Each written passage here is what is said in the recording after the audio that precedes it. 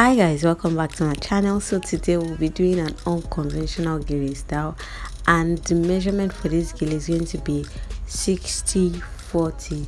So the 40 flap is obviously shorter flap and the 60 flap is longer flap. So I start by making my 4 base pleats. So I'm making 4 initial pleats, and this gele is going to go in a V-shaped direction. So first off, I am taking the longer flap, I'm taking it behind her ear, as you can see, and the shorter flap over her ear, so when I'm done, I bring the shorter flap over the longer flap at the back.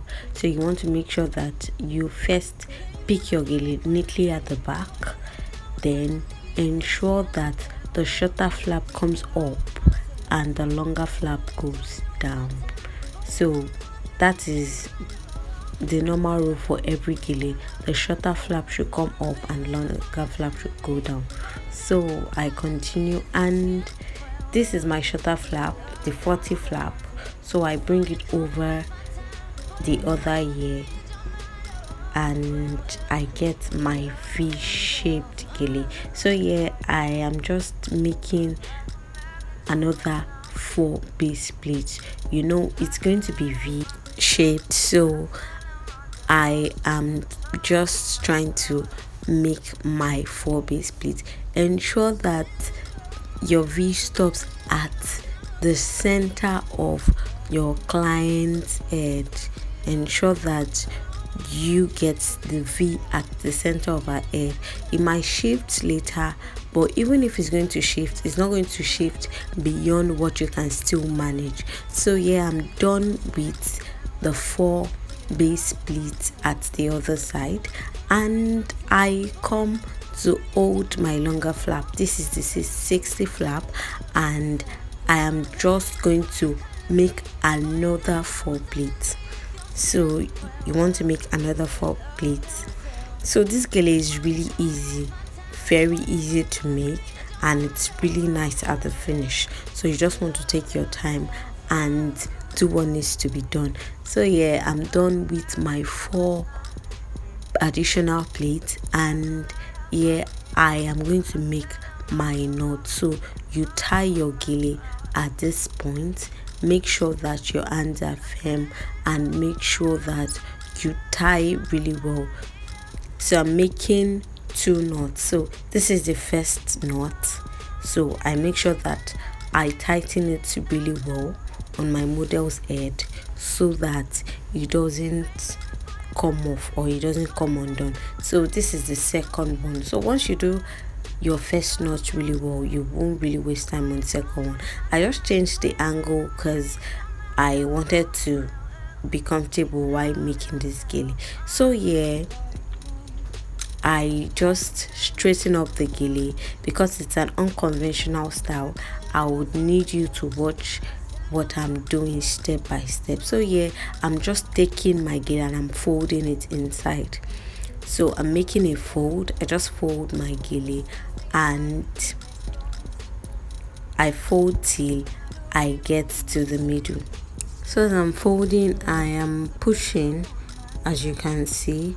So the most important is just to make sure that your gele is really straightened out so that you can perfectly get your folds. So I'm just adjusting here. I folded into what I want and I just make sure that it is standing well.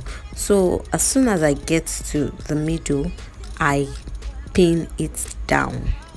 So it's very important for you to first get the shape you want before you pin down, because once you pin down, it's going to affect the end result of your gele. So I've pinned down to the side, and here I just start to pin the gele from the back. Please make sure you pin your gele from the back and make sure that your pins are not obvious. So you want to pin to the back so that it can be secure. You know, sometimes you might have clients that want to carry the gele for really long hours, so this pin would make sure that the gele is secure till whatever time they want to use it too. So just as I did for the other side, I come to this side as well, and I make a fold. Your folds might not be identical, being that, remember, we made like 8 pleats altogether at the other side, and we just have 4 pleats here, so your folds might not be as identical to the other side as you want, but just make sure that you get something really nice out of the gele. That's the beauty of unconventional gele styles. Is really about what you like and what comes out nice. So once your gele is coming out nice and is looking like what you love, you can just have it your way. So this is a style that deals with creativity, so it's about how creative you are with it. So I have folded and I have pinned to the other side of the flap, and here I am just trying to arrange, and I come in with my pins again. Please make sure that your pins are not obvious, and I'm just making minor adjustments, folding and pinning down. Please make sure that while you pin your gele, make sure that you don't make it so obvious, as I've said, and you don't want to overdo it. Just pin the gele at strategic places and you'll be fine, trust me.